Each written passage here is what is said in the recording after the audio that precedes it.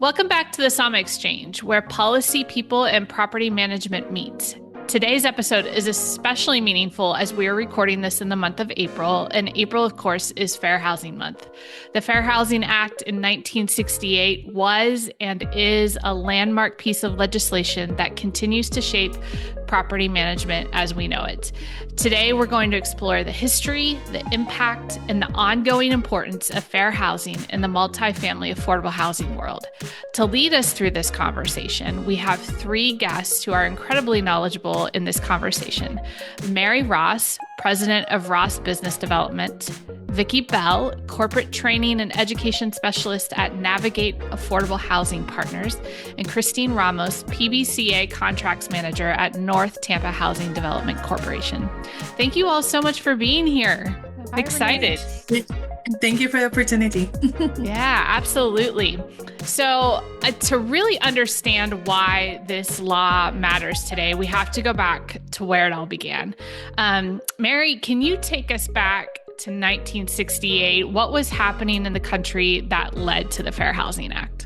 Well, really, despite the fact that the Civil Rights Act had already been passed in 1964, we were still dealing with a lot of housing segregation.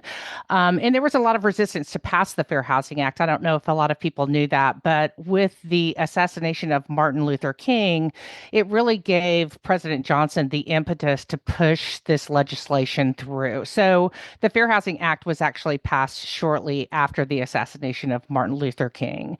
And by addressing housing inequality, this acts as a memorial to King's vision. When we talk about fair housing, the timing alone tells you how significant this was. Dr. Martin Luther King Jr. was assassinated on April 4th, 1968, and just 1 week later, the Fair Housing Act was passed. What's important to remember is that Dr. King's work wasn't just about voting rights or public spaces, although incredibly important. He was also deeply focused on housing. He believed that where you live determines so much of your life, your access to education, jobs, healthcare, and opportunity. He spent time organizing in places like Chicago, specifically pushing for open housing, because segregation in housing was really the foundation of so many other inequities. So when we talk about fair housing, we're talking about more than a law. It was part of a broader vision for equity and access in this country. And I think that context really underscores why this still matters so much today. For those who may not know, what does the Fair Housing Act actually cover at its core? Vickie, can you talk to us about that? Well, it protects the act protects buyers and renters of housing from discrimination from the landlords, from the sellers, from financial institutes. And it's based on other factors other than individual financing. It was basically, back then, race was the main thing. Mm-hmm. And so we have an act. Mm-hmm. Yeah, that's right. And today, the act covers 7 classes, right? It goes yes. Race. Right now, there are 7 protected classes, federal protected classes. You also have your state protected classes, but you have the 7 protected classes. In 1968, it was basically discrimination based on race, religion, and national origin. They were the first 3. And then in 74, they added gender, and in 88, they added disability and what we call children, but the correct pronunciation of it is not children, but it covers children and pregnant women. The law prohibits discrimination based on 7 federally protected classes: race and color, meaning someone's identity or appearance; religion, how someone chooses to practice their faith; sex, including gender; national origin, or where someone is from; familial status, like having children under 18 in the home; and disability, whether physical or mental. At its core, the Fair Housing Act is about making sure housing decisions aren't influenced by who someone is, but instead that everyone has equal access to a roof over their heads. And like many laws, the Fair Housing Act didn't stay static, right? Are there Christine, can you think of any key moments or shifts that really changed how fair housing is applied in our industry today? I think Vickie just touched on a couple of them, adding disability and children to the act as protected classes. Anything else you can talk to us about? I would also say, and I think this is what Vickie was saying, the familial status, not being discriminated about how, if you have children, if you have elderlies. Also, just wanted to say that this cover also the advertising application process of leasing and ongoing tenancy for the applicants and the home buyers also. As Christine was saying, one area where fair housing really shows up day to day is in how we market and lease our communities. The Fair Housing Act doesn't just apply to who we approve, it also governs how we advertise, how we communicate, and how we interact with prospective residents throughout the leasing process. From the language we used in listings and social media to how we respond to inquiries, set criteria, and apply policies, it all matters. So let's talk about how fair housing plays out in those real, everyday moments across affordable housing. Usually when I'm talking to some of the owners and agents, I call it the fair housing umbrella because it covers more than just the 7 protected classes. Like you say, it covers VAWA, reasonable accommodation, hoarding. At our office, they say I'm the local hoarder. So I would be protected under fair housing. Limited English proficiency. One of the most to me is the recent one, which is VAWA. And hopefully the owners and agents can get some training and they realize that VAWA victims are just that, victims. But we'll talk about that a little later. Yeah, and Vickie, I think that really leads up to the additional burden we have as property managers of affordable communities, because the Fair Housing Act is global. It's for everybody that's dealing in any kind of real estate transaction. But when we talk about affordable housing, we have fair housing, Section 504, VAWA, like you said, limited English proficiency. So it's like a collection of laws instead of just the Fair Housing Act itself. So I think you and me and Christine are the same. When we look at fair housing, we say it's not just the Fair Housing Act, it's everything else. And that brings us to the fact that one of the things that you said, Renee, about how the laws evolve, in the fact that you have these laws and these protections are there, but just like anything else, there are exceptions to the laws as well. And so when you look at general multifamily housing for the whole property management industry, not just affordable, you look at exceptions and try to apply them. So the first one is for senior housing. Christine was talking about advertising, and you can't just advertise that senior housing is only for seniors in the affordable market. You can do that in the standard market, but in the affordable market, we have to allow anybody with children. The familial status goes a little bit further in our market. And then what they call owner-occupied buildings. There's a story that I think we talked about once in the past, what we call the Mrs. Murphy exemption. And that's where Congress actually created this fictitious scenario. And think about this is back in 1968, where they said there are certain situations where somebody should be allowed to discriminate at a certain level. So if you have somebody, think about this like a rooming house. So you live in the rooming house and you have 3 bedrooms in your rooming house.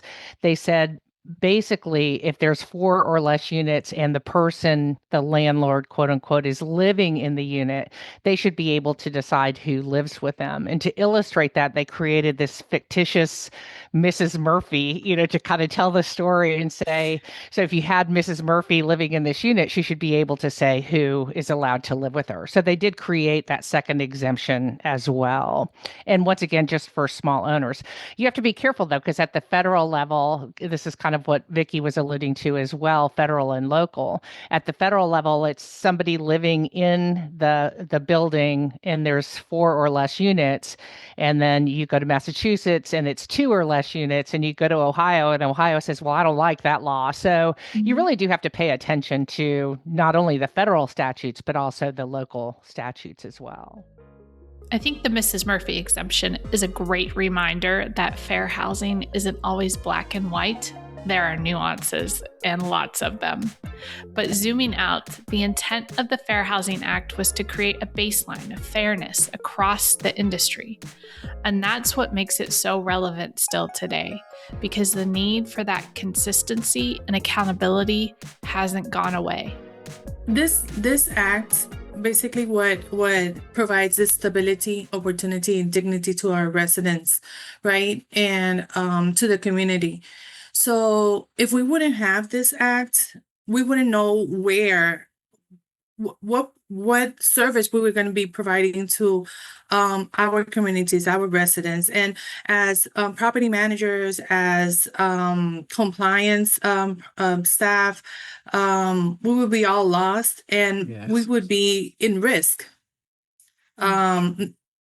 So this act provides of fairness to provide a standard and living for our residents, but also protects us as managers and property managers to be able to provide the best service and be able to provide let them know what are their rights as community. So that's the reason why I believe this law should and this act should be always very important our industry, so we don't fall through go back to history and go and lose all the rights that we have. History won't repeat itself. Yes. Yeah. Yes. Yeah. I think the key word that you said there, Christina, was one little word that sounds like it just would fly right over our heads, but the key word is law, right? Mm-hmm. I know I've talked to you all about the fact, even though fair housing's kind of rolled back on some guidance, Vickie, it's still the law, right? It is still the law. That hasn't changed. And people are confused about that, I think, right now. They now. are confused. A lot of people, especially everything that comes from HUD, a lot of the industry participants think it is law, but it's not necessarily law. It's HUD's view on it. And we have to keep that in mind. If we went backwards, there would be so many barriers that we would have to face. And there are some people who even lost their lives for these laws. Right. And we would hate to go backwards. We really would. I would. I wanted to stop and reflect for a minute. Something that Vickie said that really stood out to me is that people lost their lives fighting for fair housing. And I think we've all heard stories about the civil rights movement before, but I think it's important that in this context, we remember what happened. Just a couple things to think about. Between 1965 and 1968, leading up to the Fair Housing Act, there were hundreds of civil rights related bombings in the U.S., many targeting Black families moving into white neighborhoods and those advocating for fair housing. Even after the passage of the Fair Housing Act, violence didn't stop. Families integrating neighborhoods were still harassed, attacked, and in some cases, killed. And to this day, there are still thousands of fair housing complaints filed annually, showing the issue hasn't gone away. It's just evolved. So when we talk about fair housing today, we're not just talking about a policy. We're talking about something that people quite literally fought for at great personal risk. Yeah, and if we went backwards and we didn't follow what is the law, there's a lot of consequences involved, right? Yes. So Mary, talk to me about what some of the risks are, both human and operational, when these laws aren't taken seriously. Well, the most important thing that you have to look at is the applicants and the residents. You want people that can afford housing to be able to take advantage of housing, especially in affordable housing markets. So, Vickie talked a lot about the expanding laws and familial status coming into play, where you say, if you have a person who's a survivor of a VAWA crime, which usually is domestic violence, and they have children, you don't want somebody to be able to deny them the ability to escape. Or people that need accessible units, you want to make sure that they have a place where they can actually live. And if you think about it, you think about yourself or your family, you think, would you want somebody to be denied based on, whether or not they had cognitive disabilities or whether they had physical disabilities or whether they were a victim of a crime? And so it's really important to make sure that the residents and the applicants themselves are treated in a fair and equitable manner, and they have the opportunity to have a home. That's one of the most critical things people need. The other side of the coin, for owner agents, and where we tend to come into play is costs. You're talking about $25,000 for your first fair housing claim, and it can go up into the millions. And last year in New York, they had one of the biggest lawsuit awards out there at over $1 million based on discrimination because of the source of income. So that comes into play. And then corrective action, if you have to fix the way that you built a building, or if you have to train your entire staff because of a claim, those things all cost a lot of money, and time. But, once again, even at the back end, going back to the residents, you want people to feel good in their home, and you don't want a situation where your residents become divisive because there's a situation where somebody felt like they could discriminate. And that's what they call backlash. It's a societal impact on fair housing. And right now, I know we talked about this once in the past where we were talking about ICE and discrimination based on national origin and undocumented non-citizens. And so some people now feel like they are allowed to discriminate just because of the way society is reacting. And it has to be curtailed. I mean, if it weren't around, this would just be rampant, and you would see situations where people who actually deserved housing wouldn't get to take advantage of it. True. That's really good. You touched on this a little bit, Mary, but I'd love to know, Vickie and Christine, what you guys think about this. This isn't just about the legal risk. It's not just about the financial risk. It's about our residents and how safe they feel in our communities. So how does this law, Fair Housing Act, go beyond compliance and actually shape our residents' experience at our properties? What does it mean for them, do you think, when we take this seriously? Well, Vickie? to me, I think it means inclusion. Mary said something that popped in my mind. Put yourself in their shoes. When I was a regional manager, I used to always tell my managers that were up under me, we are all but a paycheck away from being our residents. Right. And things happen in different ways. So to me, it means helping them build respect for themselves and management building respect for them about the right. It is their right, and we have to help them enforce and keep their rights. The more rights we lose, then everybody loses eventually. And respect. We have to have respect for our residents. This is their home. We leave the job and we go to our homes, but this is our homes. So we have to help them keep and feel safe and comfortable in their homes. Now, everybody's not the same. Everybody doesn't work or operate the same. And that comes through training and helping them to understand how to be a better resident so that they will receive better benefits, opposed to people wanting to cut their benefits out for quote unquote cost. Right. It's a And battle, be- an ongoing battle. It is an ongoing battle. And I think property managers are challenged too, in the fact that some people take advantage of it or try to take advantage of it. And the training aspect of it, like you say, Vickie, making sure the residents understand what their rights are and what the property managers understand what their rights are, definitely comes into play. Christine, And- I'd love for you to jump in there and tell me what you're thinking about all this.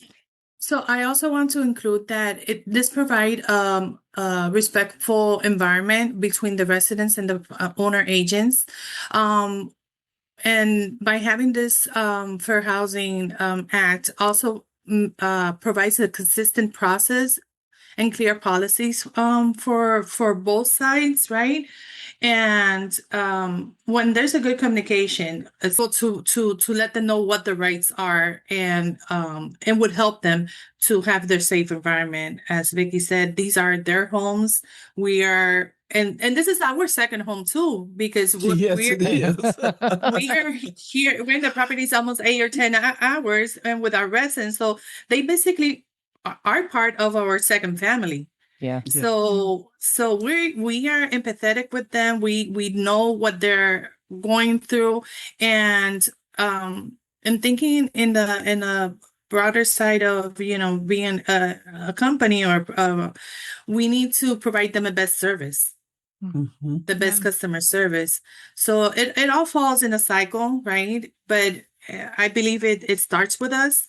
It starts with to be able to have the correct information, train our staff, being able to have all these clear policies and consistent processes, so we know how not to violate their rights. Our communication is real important, Christine. That was a good word that you used. Communication is important.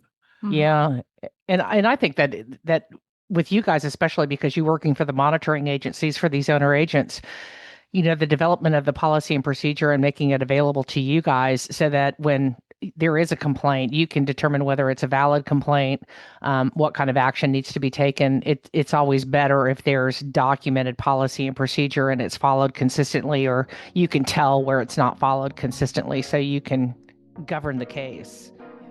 We've been looking at this through the lens of policy and operations, which is obviously critical, especially in affordable housing.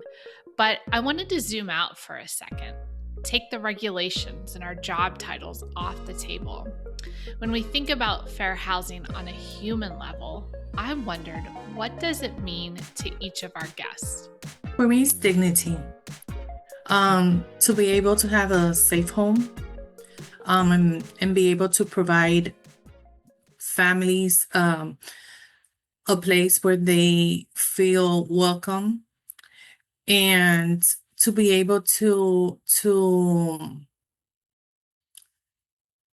see future generations, to know that whatever they work on now, there's gonna be something better in the future, right? So when we provide this safe harbor for them, it gives them the opportunity to be a person in a better person in the community. Yep. So for me personally, with everything that's going on, all those protective classes, having the Fair Housing Act available, it's even protecting me in my whenever, if I'm gonna buy a house, or my HOA, or so it's not only affordable housing, it's a whole country, right? A whole in yeah, just to have a safe roof over your head. Yeah. What about you, Vickie? What does it mean to you? Well, it actually means life to me. Like I say, when I think about it, I think about right, respect, resources. Um, there's an old, I think it's a Chinese quote about walking in a person's shoes. It means freedom to me. Um, it means sharing with the residents to me. It means a whole lot to me, especially when I see the people living under the viaducts and on the streets, and you hear the issues about homelessness. It's a way of life, and to me, fair housing, with all of the things that are up under the umbrella, start creating a path toward right. And I can't get that word right out of my mind. But it's, as Christine said, a respect, for one another. They talk about the American dream, and when you hear the words American dream, the first thing that usually comes into mind is a home, a place to live. So it means everything to me, and it should mean everything to all of us, and that's why we should respect one another in the process. That's a really good word. Mary, what about you on that question? What does it mean to you?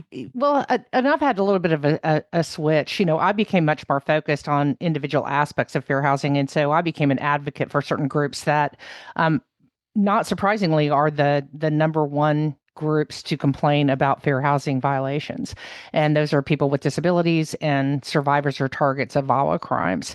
And so for me, it's provided an opportunity to serve a specific group and make sure that people are not forced to comply with the rules, because I think there's a lot of shove it down your throat with fair housing. And what we try to do, once again, and I know I said this before, but we try to, put people in their residents or their applicant shoes and say, what if you had this situation? One of the examples that we use when we're training is we talk about people with disabilities, and we'll have somebody come in and they'll say, well, we have a resident and they want to live in aid, but the live in aid has an assistance animal. And how can a live in aid have an assistance animal? And, we'll say, well, what if you have a veteran with PTSI and that veteran needs a service dog to help them deal with PTSI? Do you think that they couldn't perform the services of a live in aid, in that particular situation? And when you try to tell a story or try to put a realistic perspective on it, sometimes it helps a little bit. And so my job, and I'm lucky because I get to stand in front of people, but my job is that, is that we get to kind of tell a story rather than just quote a law. Mm-hmm. And that kind of I feeds like back that. to what you were saying before, Renee, about the guidance. The law is the law, but the guidance is telling you how to implement the law.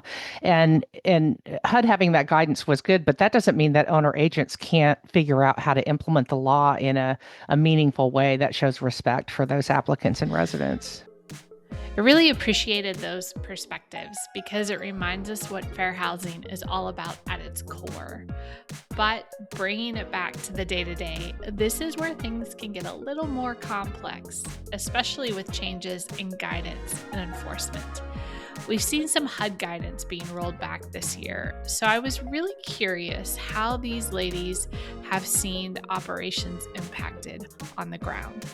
Mary, you have any insight on that? Because I'll tell you what, I get overwhelmed for you guys. I mean, it is funny because you say the nitty gritty, I mean, everybody can take a piece of it, talk about construction, Yeah. just because I'm an advocate for people with disabilities. So we look very hard at rehab and new construction of affordable housing and whether or not it's meeting the requirements that were established in 1989, to make sure that there are enough accessible units and to make sure that they're available and made available to people with disabilities in a fair manner in compliance with the fair housing law. So you start with the contract and then you go to construction, and then I'm sure Vickie and Christine can expand on that into applicants and residents and everything else that goes along with it. What happens if you build all of the accessible units on top of each other in the same building? What happens then, Mary? That's a real case. So that is a real case. So there was a new building construction, a high-rise building construction, and it's so unfortunate because this property manager was trying so hard to, or this owner was trying. Yeah, they were trying so hard to do the right thing, and they built these beautiful accessible units, and they were literally one right on top of the other, which made it easier for the construction guidelines, as you can imagine. And they came in, Fair Housing came in because there was a complaint, and they said they were segregating. They were literally moving everybody with a disability to one side of the building all the way up, for multiple floors. And while the owner agent was trying to do the right thing, if they had a 504 coordinator or somebody that was a little more knowledgeable in what the requirements are, they would have realized that they have to segregate those units throughout, or desegregate those units, I guess I should say, throughout the community so that people with disabilities aren't grouped in one area. Now, there are, once again, just like anything else, there are exceptions. If there's no elevator, you don't want to put an accessible unit on the 11th floor, it's kind of not a thing, but, there are things to look at and I'm just taking it from a construction point of view. Yeah. That's interesting. I wonder why they didn't have 504 coordinator. Like, why is that a thing to not have somebody like that? That's pretty common, it's a pretty common area of noncompliance. And I would, feed this back to the contract administrators. You got two contract administrators on this conversation. And one of the things that HUD said is that they didn't want contract administrators necessarily to review fair housing compliance. And I think that may have been a miss. It probably would have been good for contract administrators to provide oversight for that whole fair housing umbrella process. And even though we don't have the oversight aspect of it, we still get the calls from the residents with the complaints.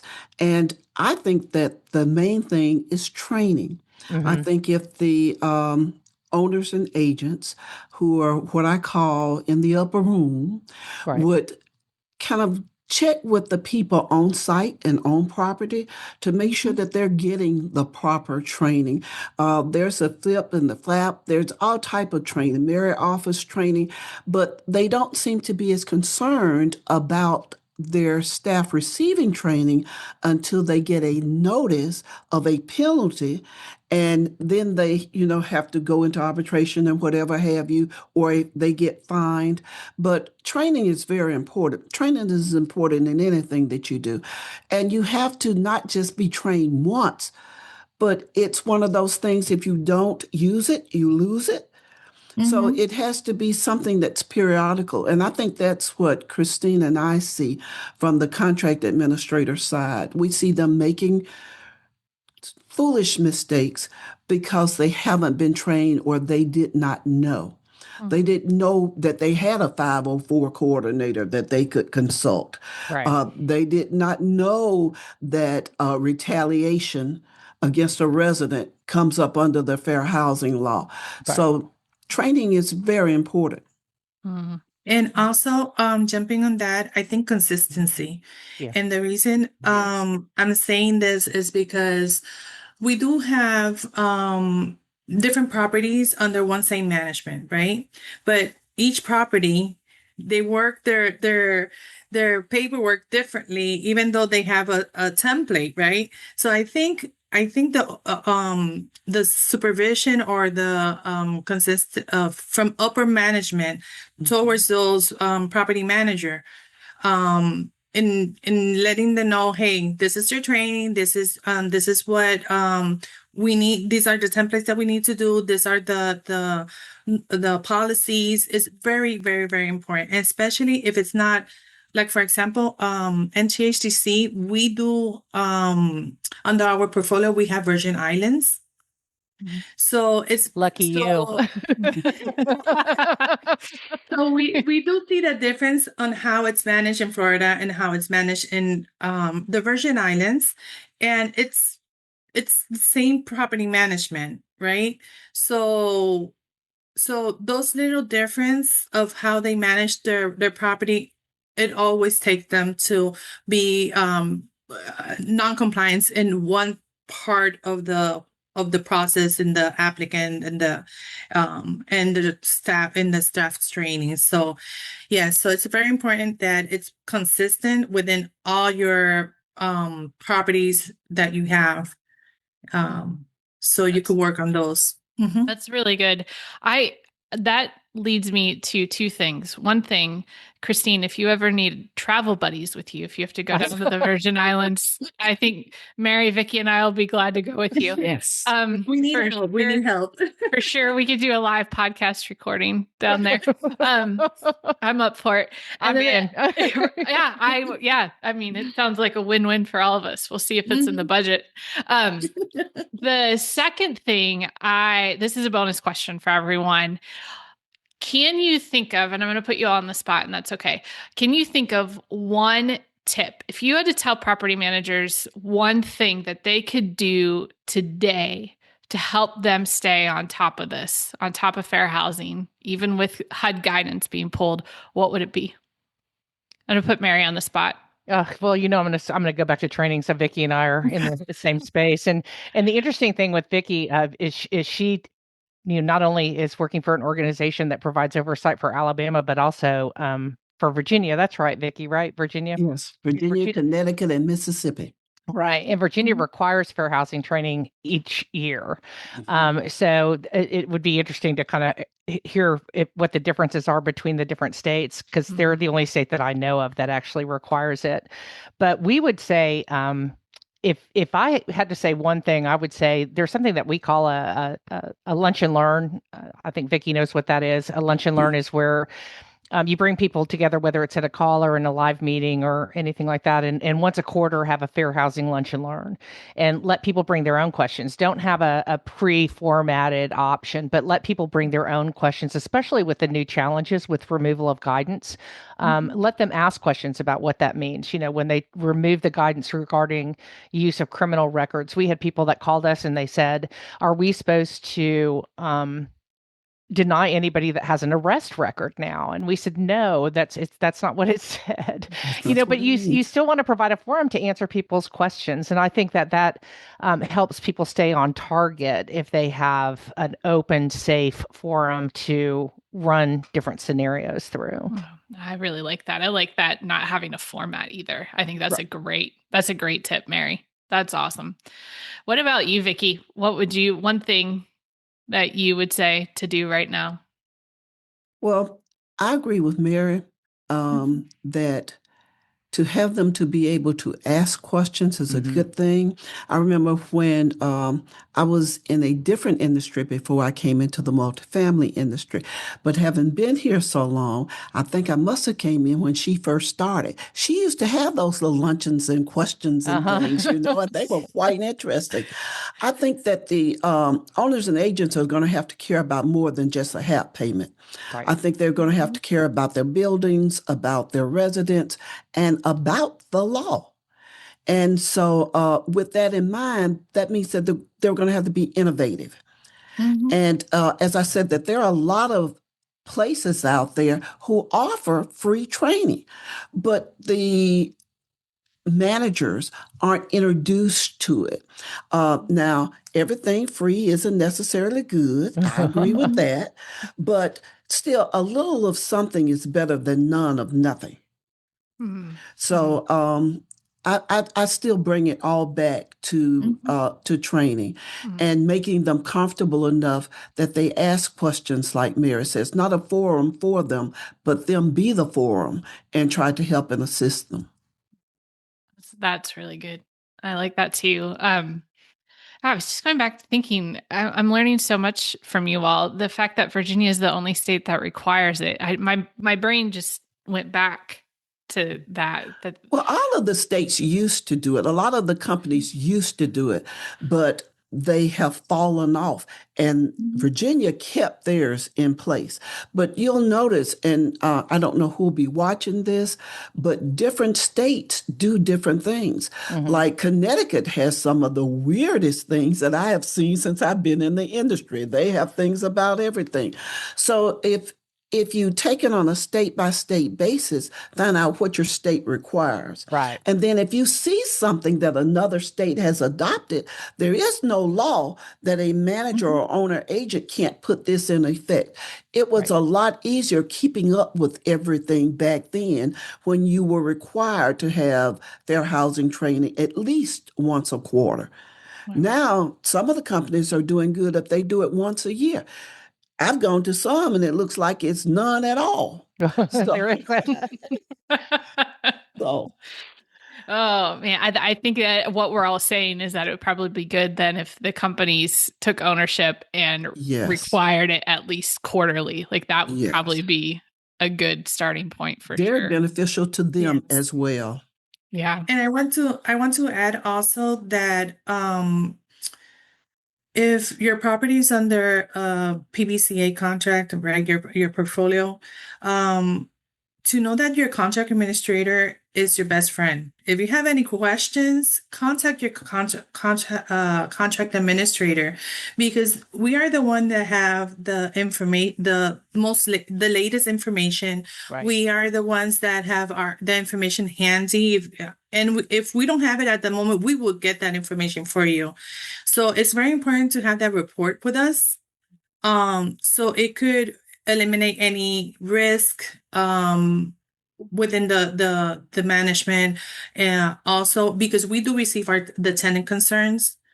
We're in, even though we're not managing your company, we know what's going on. So we're the ones that could help you to be able to keep trained, have the latest information, help you with your residents to provide a better service, because we are providing the property manager and the owner agents a service. So we are responsible to give you the correct information.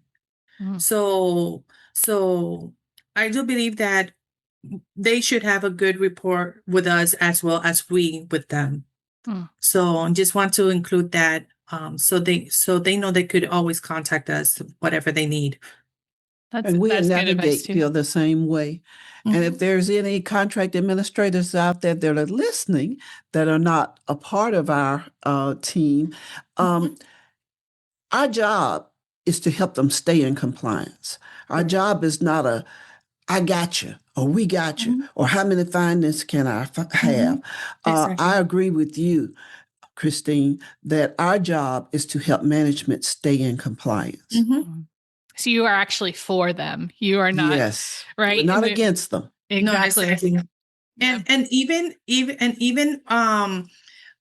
we are different contract administrators serving different states. We maintain also report with other PBCAs Mhm. because maybe we don't have the information or we need something from another state. We do communicate with each other to be able to clarify certain issues or certain guidance that Problems. are new. So we do maintain that communication within us, the PBCAs, and that also helps us to give a better service to our property managers and owner agents. So That's keyword really communication.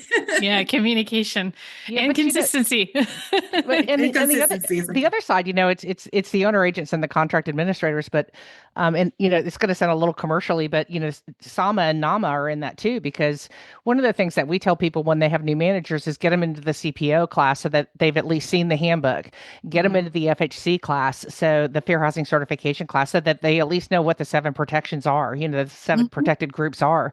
It's not like they have to become fair housing geeks or anything else, kind of like we are, but it's a situation where at least they've heard the terms or know where the resources are. And know what their And job is. right. And, Mhm. SAHMA provides that for obviously the Southeast and NAMA nationally with these training programs that are available. And we always tell people if you've got a new property manager that doesn't know how to spell property manager, which is in a lot of cases, Mhm. the first thing you should do is send them to these classes to at least get the beginnings of what they need to run these properties. Mhm. That's really good advice too. That was a plug. Sorry about that. No, that was a good one. That was a That good was a one. We good one. appreciate it.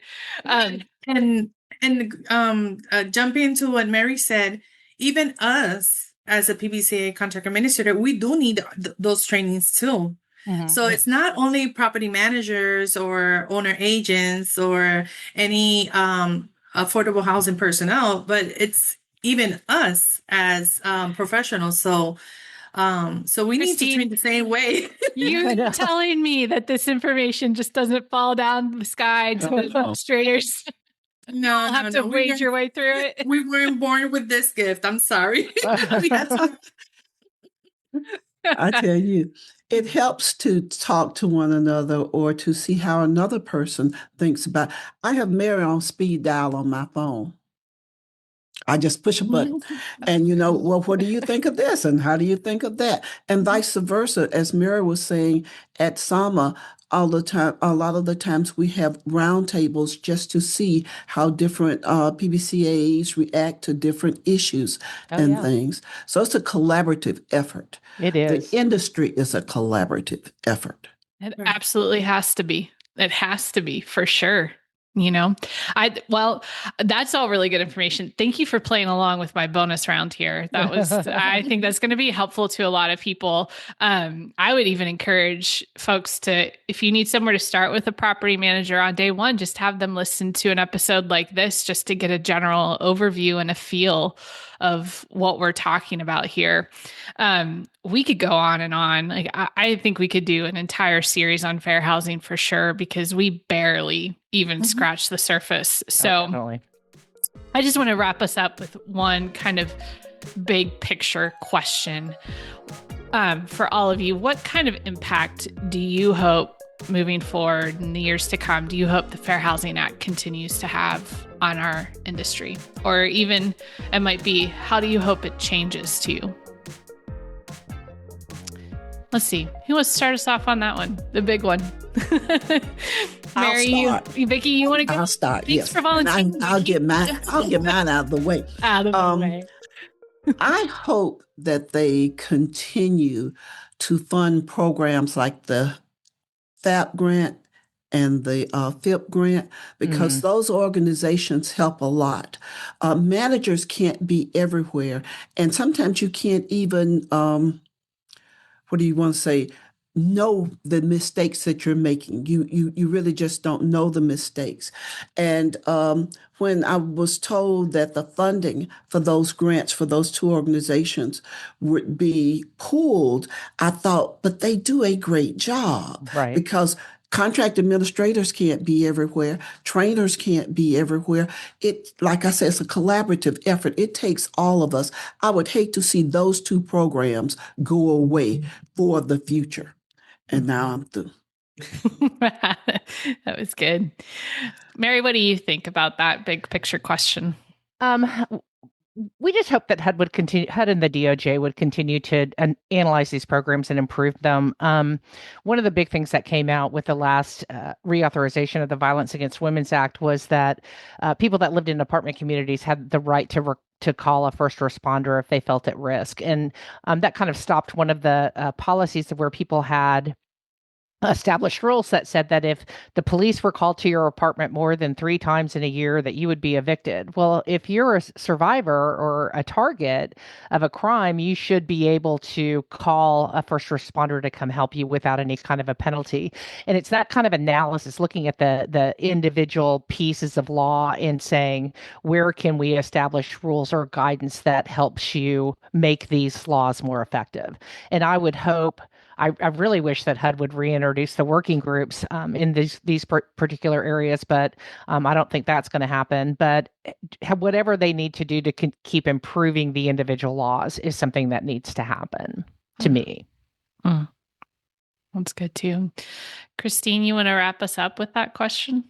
Sure. So I just hope that this keeps us driving the industry into fairness, inclusion, and consistency, and also to be able to provide or adapt new technology, so no one is excluded from any online system, any digital advertising. And now that what's going on with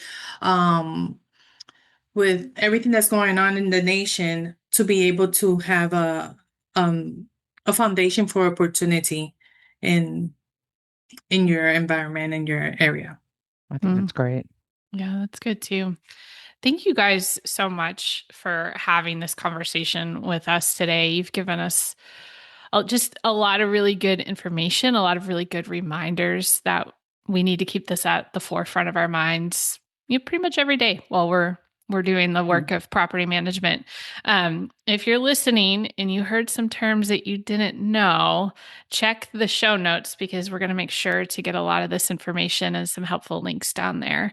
So again, a huge thank you to our guests, Mary Ross, Vickie Bell, Christine Ramos, for sharing your insight, your experience, and your perspective on a topic that truly sits at the heart of what we do. So thank you all so much, ladies. It's been a pleasure to sit here with you and just learn so much wisdom from your experience. So thank you so much. Well, thanks for inviting us. Yeah. Thank you for the invitation. Yeah, absolutely. What a great conversation that was. We could really break this topic down into multiple episodes. And I hope you all have learned something and have been reminded that at the end of the day, fair housing isn't just policy or laws. It's about people. It's about creating communities where everyone has the opportunity to thrive. And that's exactly what we're about here on the SAHMA Exchange, a podcast where policy, people, and property management meet. If you've enjoyed this episode, be sure to subscribe, share it with your colleagues, and stay tuned for more conversations shaping the future of affordable housing throughout the southeastern United States and across the country. Thanks for listening. We'll see you next time.